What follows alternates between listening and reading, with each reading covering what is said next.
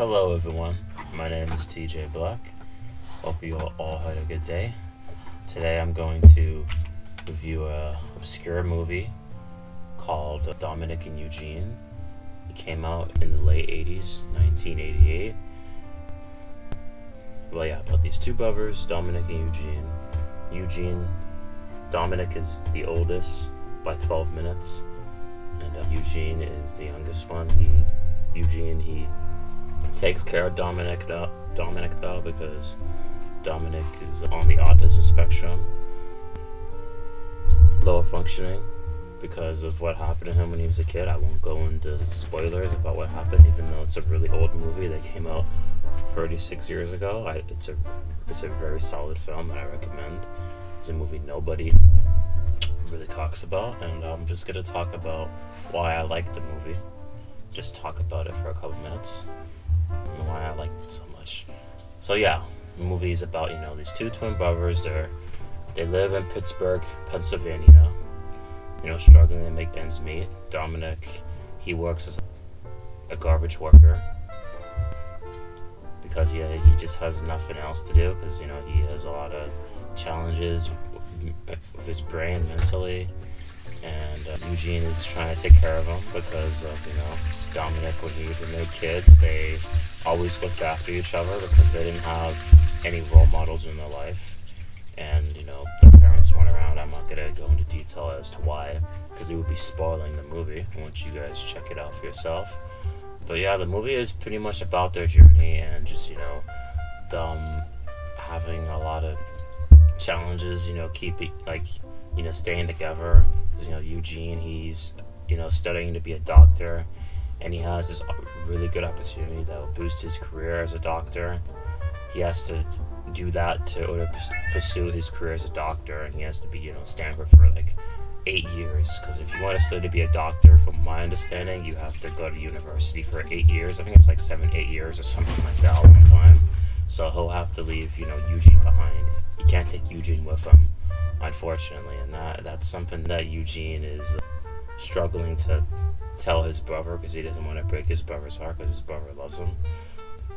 And man, the movie was really good. The actors, man, Ray Liotta played Eugene. Ray Liotta, he's a great actor. He was a great actor. Rest in peace. He unfortunately passed away a few years ago too, May 2022, something like that. He was a really good actor though. I know him mostly for his role in Goodfellas as Henry Hill. He was phenomenal in that. He had so much range. I also know him for his role in Grand Theft Auto Vice City as the protagonist, Tommy Vercetti. I mean, he did a couple other stuff. He did a lot of obscure indie films earlier in his career, in the 80s. His breakthrough role was in Something Wild with Jeff Daniels and Melanie Griffin. That's an obscure movie now I will talk about. That's on Tubi, that I saw earlier this year and I liked. He was good in that. He played a villain in that role. He played a character named Ray, which is the same name as his real name. The character's name was Ray Sinclair, and his character didn't appear in the movie until an hour into it, but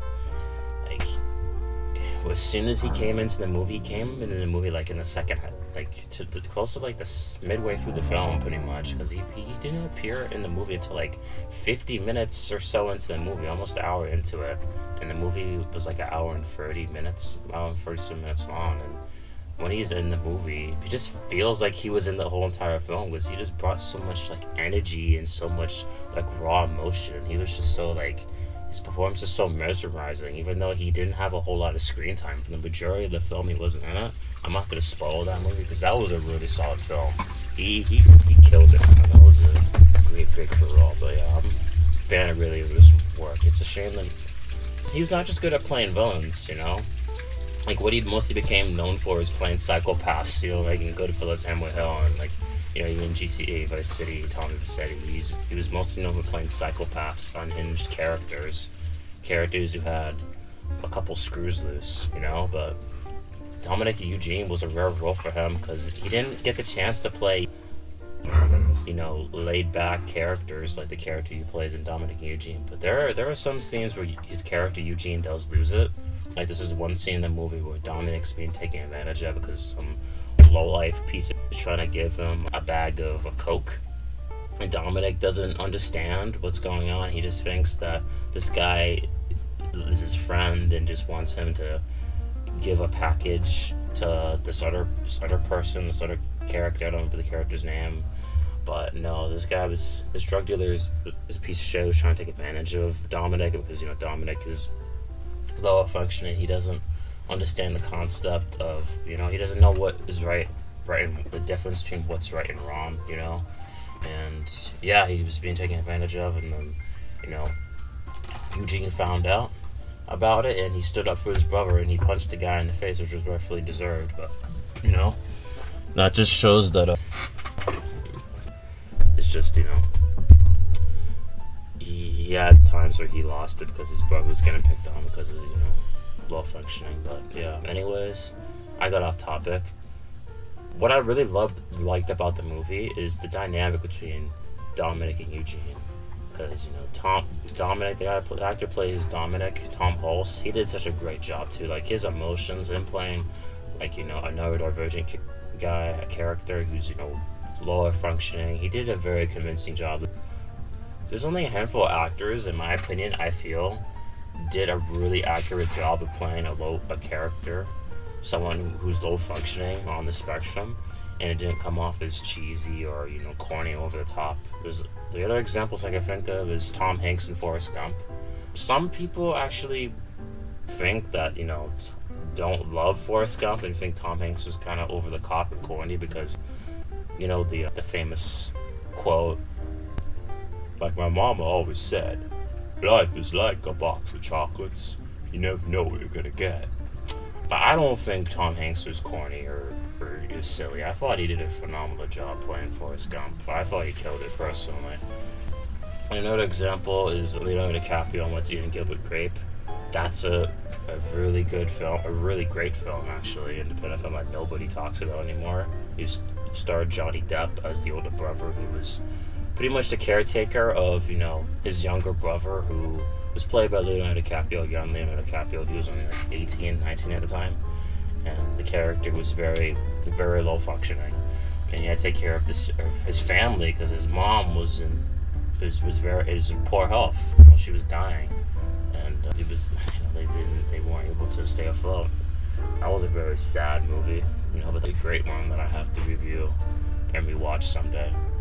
But anyways, Tom Hulce, he did a really damn good job playing a character like that, man. He just was so believable. Like, the scenes that really stand out was, there was a scene in the movie where, Dominick is talking to Eugene. They're in the rooms, the bedroom, and, Dominick is to Eugene. He says to Eugene, maybe because people he works with, Dominick, at his job as garbage worker, this one asshole named Larry called him stupid, and Dominick says to Eugene, maybe he's right, maybe I am stupid. And this is really, really good line of dialogue and just brilliant acting for Ray Liotta. He absolutely killed it. I'll try to do my best to say it word for word to the best of my ability, but Eugene pretty much says to Dominick,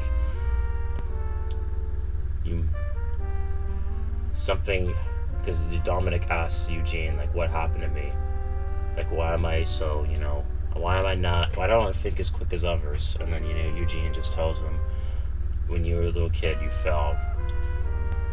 And because of that, you aren't able to think as fast as others. But you're still able to think, Dominick. You're able to see, you're able to smell, you're able to talk, you're able to breathe. And you have to believe in your own strength, Nicky. He says it like that, but Ray Liotta did a better job than I did. But yeah, and that's a very powerful speech, man. It's just, to me, that really resonated with me because I used to be, kind of like Dominick. I used to put myself down for, being on the spectrum and having challenges and not being able to think as quickly as others when I was younger. And now I'm able to think more quicker on my feet, but, when I was a kid, I had challenges like that. Hearing quotes like that from movies is just really inspiring and powerful to me. And yeah, that was really good scene. And then like there's a scene at the very end of the movie where they're on a rooftop. I'm not gonna say like the exact details as to why they're on the rooftop, but Eugene talks to Dominick and he reveals to him what happened, a traumatic event that happened in their childhood that changed Dominick in a very sad way. But Eugene was able to open up to him and be honest, because Eugene was afraid to tell Dominick because he thought it would crush and ruin him. But due to like conflicts that happened in the movie, and Dominick just got to his breaking point at one point, because it was this guy, this drunken asshole that was abusive to his kid and did some pretty horrible things. I won't say what happened, but it's pretty horrible. It made Dominick spiral out of control, and then there's things revealed about his past, and then you find out there's parallels between Dominick and this little kid that he was bonding with.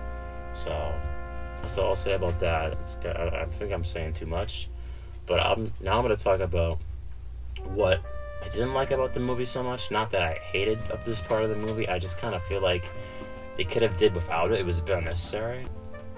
The love story between Eugene, played by Ray Liotta, and his character named Jennifer, played by Jamie Lee Curtis. If you guys don't know who Jamie Lee Curtis is, she's mostly known for Halloween, being the lead actress in Halloween. Her character was... Damn, it's been a while since I watched Halloween, but why can't I remember her name?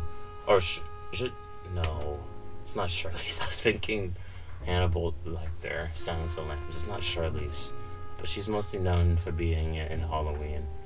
And I like Jamie Lee Curtis. She's a really good actress, and I liked her in A Fish Called Wanda as well.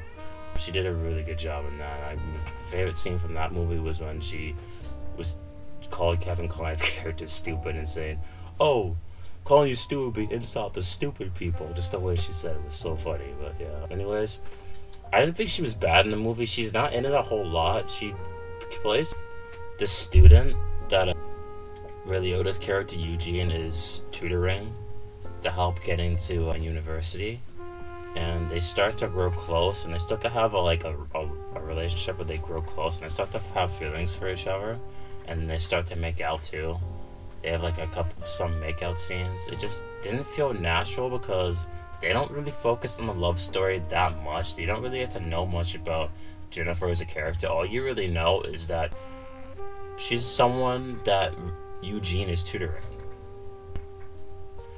And then, she asked him to be his tutorer to help her with some studies, but they don't go into detail into like their relationship, how long they've known each other, or like how much time they spend with each other. She's in a few scenes, and Jamie Lee Curtis I like. She's likable.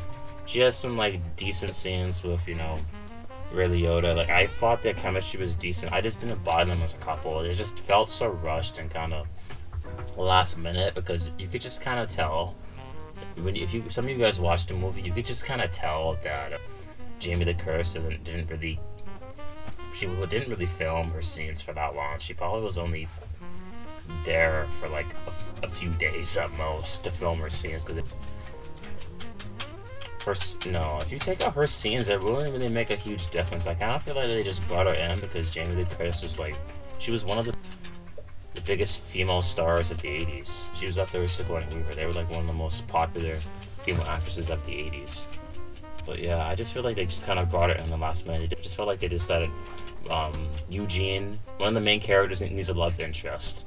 Just to build some tension between the two brothers, we had to just throw in this woman and have her be a love interest with, the one of the brothers, to build some conflict and tension.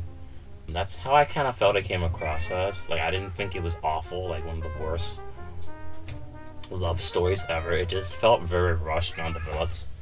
And I'm not someone that hates love stories. Like, there's times I like a love story if it's well written and the characters, you get to know more about them, and it feels like they spend a lot of time with each other throughout the movie. Like, I know it's kind of hard to show like the whole relationship in a 2-hour film, or like a movie that's under 2 hours, because Dominick and Eugene is not a very long movie. It's only an hour and 40 minutes. If you take out the opening and credits, it's not that long of a movie at all. But yeah, it didn't feel natural to me. It felt very rushed. Like, There's another movie I mentioned earlier, like, What's Eating Gilbert Grape? With that movie, at least, there was a love story between Johnny Depp and Juliette Lewis's character. I forget her character. It's been a while since I've seen that movie, man. But they had a love story, and that felt very natural and believable to me, and I feel like they really got to know each other. I don't know, it might just be my own personal preference, but I just felt like the love story between Dominick and Eugene, between Ray Liotta's character Eugene and, Jamie Lee Curtis's character Jennifer, I could have done without it. It didn't really serve much of a purpose. I don't really feel like it went anywhere either, because at the end of the movie, they honestly kind of go their own ways.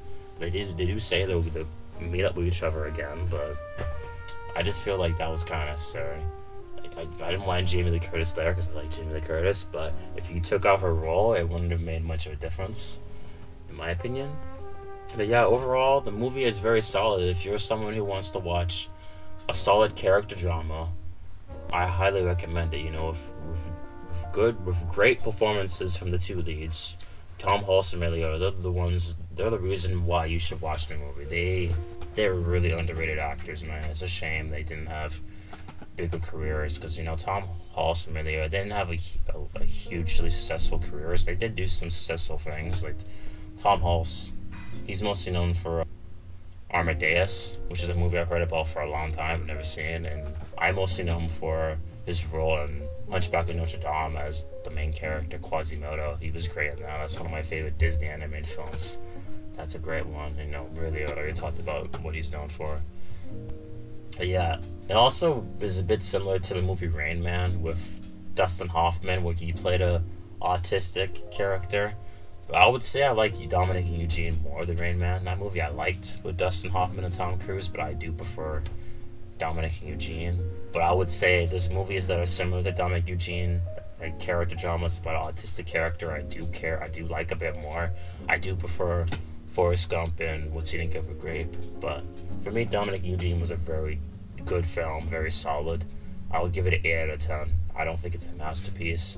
I would say the love story you could have cut out, and I feel like it was a really good film. I just don't think it was a masterpiece. I don't think the writing was like the best thing ever. I really feel like the acting from the two leads, Dominick and Eugene, really puts it all together and really makes the movie actually worth watching. The directing was decent. The cinematography wasn't anything mind-blowing or special. Like, it's an indie film. There's indie films that have really great cinematography, but the cinematography and the shots were standard. Nothing really stood out to me personally, but the acting was solid from the supporting actors did fine. They did alright.